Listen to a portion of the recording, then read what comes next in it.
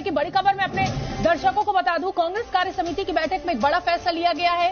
कांग्रेस कार्य समिति की बैठक में फिलिस्तीन के समर्थन में प्रस्ताव पास किया गया है। प्रस्ताव में लिखा गया है, कांग्रेस कार्य समिति में फिलिस्तीन के लोगों को समर्थन, लोगों के लिए जमीन, आत्मसम्मान और जीवन के अधिकारों के लिए कांग्रेस पार्टी अपना समर्थन दोहराती है। ये प्रस्ताव कांग्रेस वर्किंग कमेटी की बैठक में पास हुआ है। प्रणय, इसके क्या मायने निकाले जाए? यासिर अराफात पुराने नेता हैं और वो उनकी भारत के कई बड़े इंदिरा गांधी के साथ और कई बड़े नेताओं के साथ मित्रता सामने रही, तो अब कुल मिलाकर भारत जो है वो दोनों देशों के साथ खड़ा हुआ है और हमेशा से जैसा दोहराता रहा है कि भाई युद्ध जो है वो किसी मसले का हल नहीं है, लेकिन यहां तो ये आतंकी हमला है। प्रणय, बिल्कुल आपने ठीक कहा, और ये जो शब्द है इसी के अंदर जो सारा भारत का रुख है वो स्पष्ट हो जाता है।